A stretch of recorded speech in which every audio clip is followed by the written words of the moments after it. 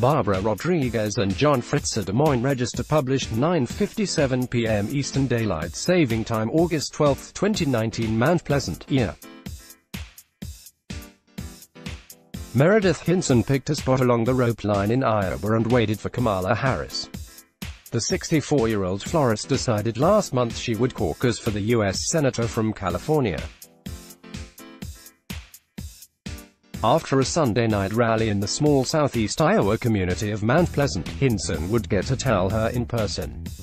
As Harris approached, Hinson blurted it all out, her plans for next February, how she had followed the Democratic presidential candidate for months, and how she appreciated everything Harris stood for, particularly her new health care plan. Harris listened to Hinson intently, eyes locked on her. "Thank you," Harris said, holding Hinson's hands up between them. "That means the world to me." Seconds later, Harris turned to the next person in line and locked eyes again. Harris was soon heard saying, "Thank you, that means so much." As Harris finished a 5-day bus tour across Iowa on Monday, these are the one-on-ones she's encountered along the way that could help determine her outcome in the state's first-in-the-nation caucuses on Feb. 3. The talk could also dispel any lingering notion that Harris is not paying enough attention to the state. "I am absolutely committed to doing very well here," Harris told the Des Moines Register in her traveling bus, decorated with the words Kamala in yellow, purple and red on the exterior. Not as many Iowa visits before, but getting a good start now. In recent months, some Iowa party organizers haven't always felt sure about Harris' strategy in the state. There's been a similar sentiment in New Hampshire, as Harris tries to make inroads in other early voting states like South Carolina and Nevada among a crowded 2020 field. "At least in Polk County, we haven't seen as many visits from the Harris campaign yet," said Sean Bagniewski, chairman of the Polk County Democrats, where Des Moines is located. The bad news for her is that some might complain about that. The good news is that people really want to see her. It's a good problem to have, but definitely something she needs to figure out. According to the Register's candidate tracker, Harris will have held nearly as many events in Iowa during her 5-day trip than she's had in total in the state before August. "My sense of it is that she has alleviated some of those concerns," said Penny Rosfjord of Sioux City, a Democratic operative. "She's really been on the ground quite a bit now." In Henry County, where registered Republicans outnumber Democrats, Jeff Fager said Harris's visit to Mount Pleasant on Sunday night will go a long way with residents.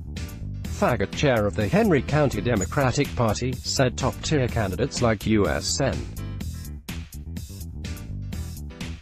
Elizabeth Warren of Massachusetts and former Vice President Joe Biden had already stopped by to meet with potential caucus-goers. "There have been some other candidates who have come a little earlier, but she's getting a good start now," Fager said.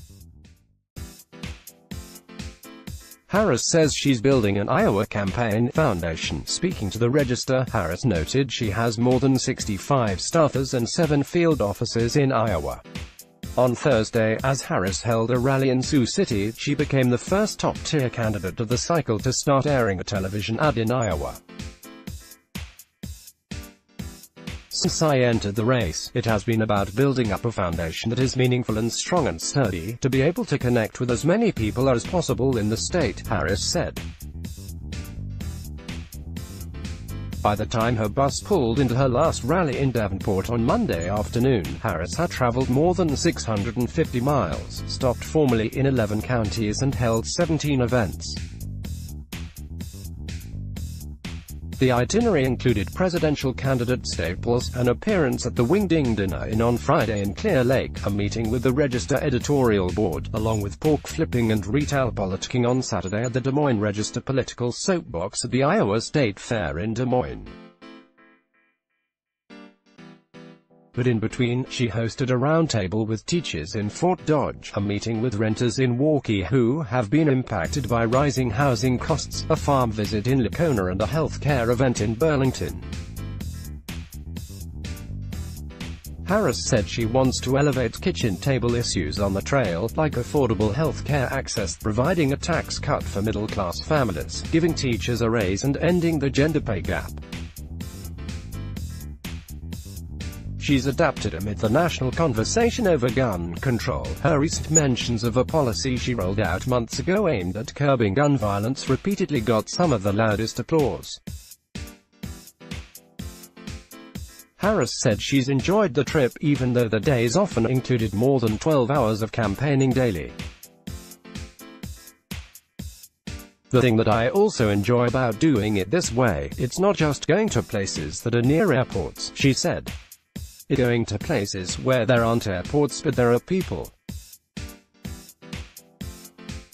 And being able to listen as much as I talk about the things that they care about and the way they're living life. What position is she going to be in after Labor Day? Some Democratic operatives said Harris had early stumbles in Iowa, including with a July town hall in Sioux City in which attendees were turned away because the venue was too small.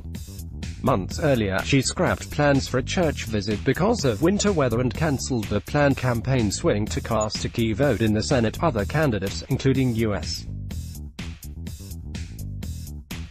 Senator Kirsten Gillibrand of New York, decided to hold events in the state on the day following the vote. It was a missed opportunity, said Tim Botaro, a Sioux City attorney and former chairman of the Woodbury County Democratic Party. Harris said people will have different perspectives about her strategy. She said it's challenging to do extensive, days-long visits to places like Iowa, New Hampshire, South Carolina and Nevada because she still must do her job in the Senate. The chamber's current recess gave her the window to make the 5-day trip. Harris noted she hasn't been home since the late July debate. "I would like to spend more time in the state," she said. "This is one of those things where there's just not enough time to do everything I'd like. But it is important to me to do as much as possible, and that's why I'm doing this tour." John Norris, a longtime Iowa political operative, acknowledged Harris had not spent as much time in Iowa as some others. But she said Harris nevertheless appeared to be in the thick of it with caucus goers. Norris said Harris might have been in more trouble if this was the 2004 or 2008 cycle. But, Norris said, this cycle is different. There are so many candidates and so many people taking the time to decide, he said. She has the opportunity to make a great first impression.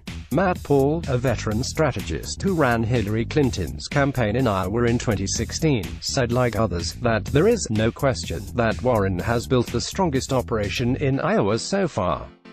But, he said, all of the candidates must build their operations out from where they are now. The question is, what position is she going to be in after Labor Day, he said. That's the opening of primary time. But dynamics can shift quickly. Clinton was consistently leading in polls around Labor Day in 2008. She ultimately came in third in Iowa that year.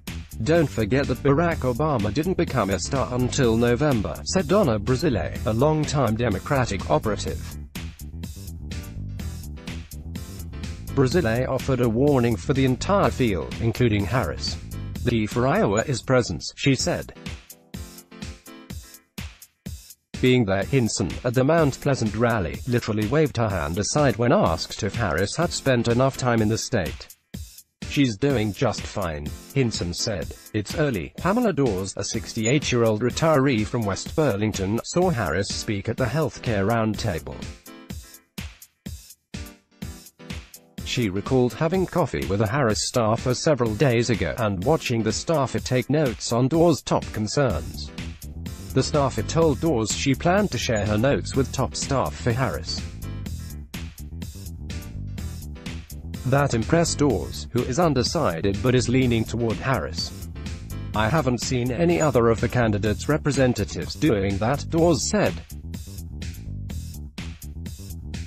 Mary McAdams, chair of the Ankeny area Democrats, said she had received 3 phone calls from Harris's husband, Douglas Emhoff, in recent months, an indication that the campaign is taking seriously the kind of relationship building with party insiders that could prove critical next year. Maybe some people felt at the beginning of the race that some people weren't giving Iowa its deserved due, she said. I don't think I felt that way. As Harris wrapped up her final event in Davenport, she added a new line to her familiar stump speech. Please join me on caucus night, she said. Let's block ads. Why?